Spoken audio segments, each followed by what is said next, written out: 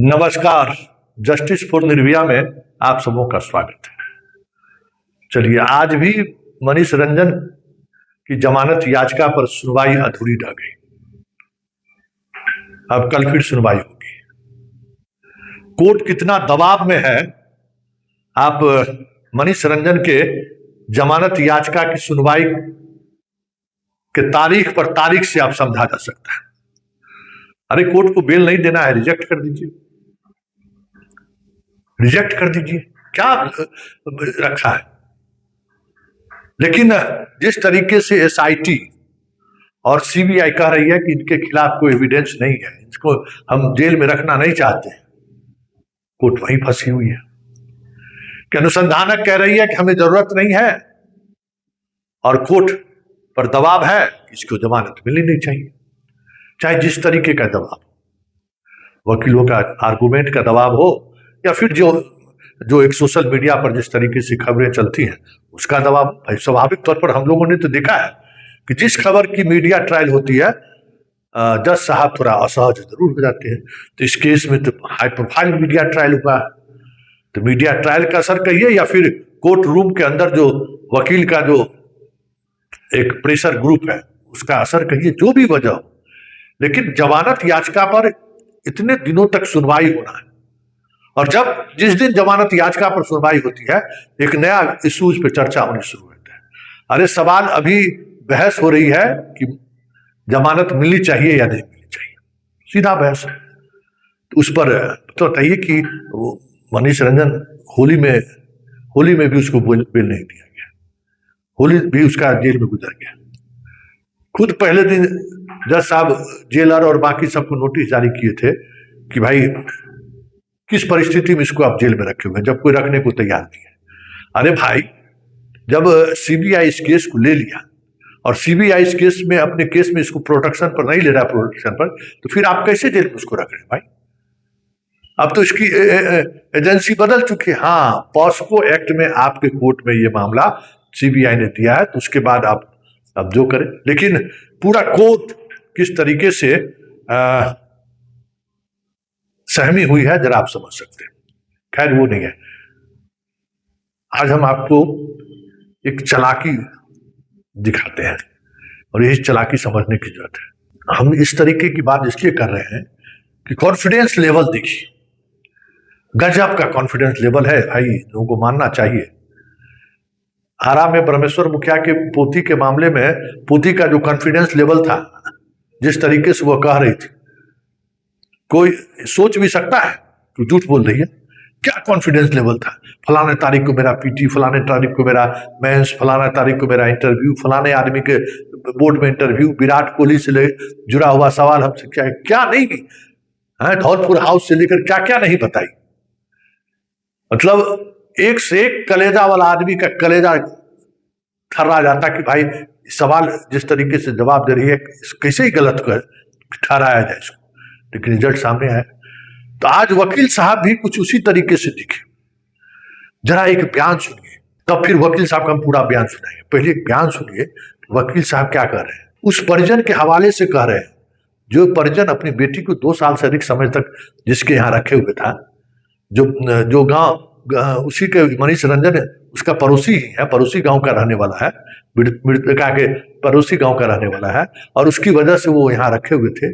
और उनको पहले पता नहीं था कि यहाँ से लड़कियों को सप्लाई की जाती है। जब बेटी के साथ घटना घट गई तब इनको समझ में आ रहा है कि वहां सप्लाई होता था। जरा सुनिए, इस बात को जरा गौर से सुनिएगा। वकील साहब बहुत टेक्निकल आदमी है, बहुत समझदार आदमी है। ये बात अपनी जुबान से नहीं कहे, उसके परिजन की जुबान से कह रहे हैं। जरा सुनिए क्या कह रहे हैं। मृतका के परिवार वालों के मुताबिक यह एक हाई प्रोफाइल सेक्स रैकेट है। रसूखदारों के पास मासूम लड़कियां पहुंचाई जाती हैं, उनके भोजन में नशा मिलाया जाता है, उनके साथ गलत कार्य किया जाता है। और यही नहीं, जांच एजेंसियां कहती हैं कि मृतका ने रात का भी खाना नहीं खाया, जबकि मृतका की बात होती है अपने घर वालों से, वो बताती है कि हमने खाना खाया है। सुन लिए परिजन की जुबान से। भाई, आप केस को देख रहे हैं तो आप भी कुछ R&D किए होइएगा, कुछ नहीं, परिजन के जुबान से। अब पूरे आज क्या हुआ कोर्ट में, किस तरीके से ये एसआईटी, बिहार पुलिस और सीबीआई को घेर रहे हैं, जरा ये सुनिए। और सुनने से पहले हम एक बात कह रहे हैं कि बिहार पुलिस अनुसंधान करने में विफल रही, तब एसआईटी का गठन हुआ। तो जो बिहार पुलिस का अनुसंधान है, ठीक उससे और थोड़ा बड़ा दायरे में एसआईटी का अनुसंधान है, और एसआईटी से बड़े दायरे में सीबीआई का अनुसंधान है। तो सबका अनुसंधान का अलग अलग तरीका है, वही चीजें सामने आ रही हैं। लेकिन जिस बात को वकील साहब बार बार छुपा लेते हैं कि भाई अनुसंधान जहानाबाद में ही केंद्रित क्यों है, उसका जो सच सीबीआई और एसआईटी कोर्ट में रखती है, उससे वकील साहब को, क्योंकि उससे एक्सपोज हो जाएगा इनका टैलेंट कि आखिर मसला क्या है। लेकिन चलते चलते जरा सुनिए और इतना बात मानकर चलिए कि जिस तरीके का दबाव मनीष रंजन के जमानत को लेकर है, जबकि कोई सीबीआई उसको प्रोडक्शन पर लेने को तैयार नहीं है, फिर भी कोर्ट जमानत देने से अगर तारीख पर तारीख ले रही है, तो आप समझ सकते हैं कि किस तरीके का बात चल रही है। जरा सुनिए, पूरी बात सुनिए वकील साहब का, आपका भी दिमाग चकरा जाएगा कि वकील साहब जो कह रहे हैं इसका मतलब वाकई में बिहार में बेटियां सुरक्षित नहीं है पटना में। सुन लीजिए क्या कह रहे हैं। निकल कर सामने आया। आज जमानत पे सुनवाई हुई और आज इसमें एक चीज़ और कोर्ट के संज्ञान में लाया गया। यह जो दवाई के पत्ते की जो झूठी कहानी बनाई गई है जांच एजेंसियों के द्वारा, यह दवाई का पत्ता पहली बार चंचल जो गवाह हैं, जो वार्डन जिनको कहा जाता है, यह दवाई का पत्ता पहली बार 7 जनवरी को मिलता है। 7 जनवरी से पहले किसी को दवाई के पत्ता के बारे में जानकारी ही नहीं थी। यह सारी चीज़ें आज अदालत को बताई गई। मृतका को 3:51 पे सहज हॉस्पिटल ले जाया जाता है, सहज सर्जरी के यहाँ। जो लोग मृतका को लेकर जाते हैं सहज हॉस्पिटल में, उन लोगों ने बताया कि मृतका का इलाज वहाँ 3 घंटे तक तकरीबन चला और 5 घंटे पानी चढ़ा, और वहाँ बताया गया कि मृतका शायद ठंड लगने से बेहोश हो गई है। मृतका को 7:20 पे सहज हॉस्पिटल से एम्बुलेंस के द्वारा प्रभात मेमोरियल हॉस्पिटल लाया जाता है।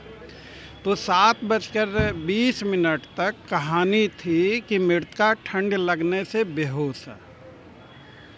अचानक से 7:40 पर प्रभात मेमोरियल हॉस्पिटल ने लिख दिया कि मृतका ने नींद की गोली खाई है, जबकि नींद की गोली जांच रिपोर्ट के मुताबिक और तथ्यों के मुताबिक नींद की गोली का पता ही नहीं था किसी भी गवाह को, और न ही जांच एजेंसी को।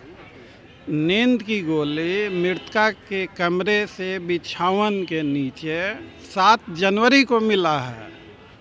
तो सवाल यह पैदा होता है कि प्रभात हॉस्पिटल को एक दिन पहले ही नींद की गोली का पता कैसे चल गया। अदालत ने काफ़ी गंभीरता से इन चीज़ों को लिया। इस केस के तार बड़े बड़े रसूखदार लोगों से जुड़ा हुआ है। इसमें जो कानून का कद रसूखदारों से अगर लड़ाई हो तो छोटी हो जाती। इस केस में फांसी तक की सज़ा है। एक वकील होने के नाते वकालत का धर्म यही कहता है कि मैं 1000 बार कहता हूँ देश की बेटियों से कि मैं अपने अंतिम सांसों तक लड़ूंगा, गुनाहगारों को फांसी के फंदे तक पहुंचाऊंगा।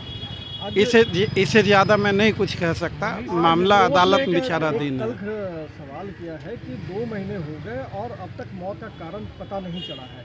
आखिर ये क्यों सवाल पूछना पड़ा आपको?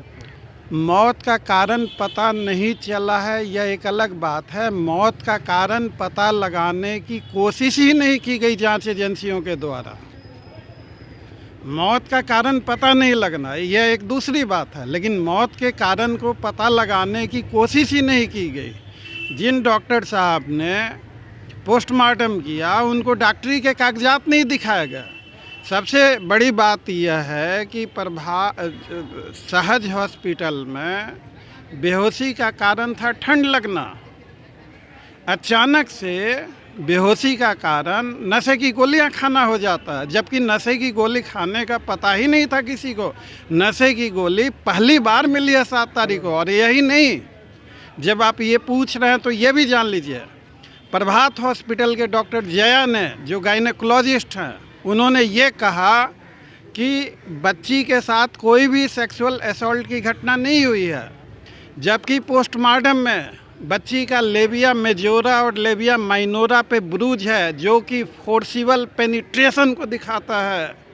और लेबिया मेजोरा और माइनोरा का साइज 5 o'clock और 7 o'clock हो गया, जो सिर्फ और सिर्फ फोर्सिबल पेनिट्रेशन में ही हो सकता है। यह केस बिल्कुल खुला हुआ है, ऐसा नहीं है कि यह केस रहस्य है। इस केस में जानबूझकर Bihar police, SIT, CID, CBI, यह सारे के सारे केस, ये इन सबों को पता है। मनीष रंजन इतना प्रभावशाली आदमी है। मृतका के परिवार वालों के मुताबिक यह एक हाई प्रोफाइल सेक्स रैकेट है। रसूखदारों के पास मासूम लड़कियां पहुंचाई जाती हैं, उनके भोजन में नशा मिलाया जाता है, उनके साथ गलत कार्य किया जाता है। और यही नहीं, जांच एजेंसियां कहती हैं कि मृतका ने रात का भी खाना नहीं खाया, जबकि मृतका की बात होती है अपने घर वालों से, वो बताती है कि हमने खाना खाया है। और खाने में क्या खाया? रोटी खाया, बैगन की सब्जी थी। तो सरासर झूठ बोला जा रहा है, एक बयान दूसरे बयान का विरोधाभासी है। तो यह जांच के नाम पर जानबूझकर लिपापोती, यह लापरवाही नहीं है, यह सोची समझी सुनियोजित आपराधिक साजिश है। कोर्ट ने आज एक बात फिर कहा है कि किसी का भी बयान, चाहे वो रोशनी हो, SIT हो या CBI हो, इन तीनों का जो बयान है मैच नहीं खाता है। आपस में विरोधाभासी है। और क्यों नहीं मैच खाता है, यह बात जांच अधिकारी से पूछिए, क्यों उन्होंने जानबूझकर ऐसा किया। उनका बयान मैच नहीं करता, वो जांच अधिकारी हैं। ऐसे केस को जिसमें फांसी तक की सजा है, कानून का मजाक बना दिया। इन्होंने इन्वेस्टिगेशन की हत्या कर दिया। मैंने अदालत में बहस के दौरान कहा कि इन्वेस्टिगेशन हैज़ बीन किल्ड। इस शब्द का, किल्ड शब्द का हमने प्रयोग किया। जांच एक बार शुरू होती है, पॉक्सो जैसे 4 और 6 जैसे गंभीर अपराधों की, जिसमें मृत्यु दंड तक की सज़ा है, वो जांच शुरू होती है और वो जांच बंद कर दी जाती है। CBI जो है इसी मामले में एक दूसरा FIR करती है और पॉक्सो की धाराएं नहीं लगाती है। अगर जांच एक बार शुरू होती है तो जांच बंद नहीं हो सकती। जांच बंद करने के लिए कैंसिलेशन रिपोर्ट, कानून को तार तार कर दिया जा रहा है। और इसके लिए मैं यह कहना चाहता हूँ कि अगर कोई अपराधी अपराध करने के बावजूद भी अदालत से बरी हो जाता है तो यह जिम्मेवारी सरकार की है। सरकार की इसलिए जिम्मेवारी है कि जांच अधिकारी सरकार के अधीन काम करते हैं। ऐसे जांच अधिकारियों को अविलंब सेवा मुक्त करके, गिरफ्तार करके उन पर मुकदमा चलाने की ज़रूरत है, तभी हमारे देश की बेटियों को इंसाफ मिल पाएगा। इससे ज़्यादा मैं नहीं कुछ कहना पाऊँगा। कल सुनवाई फिर होगी। कल फिर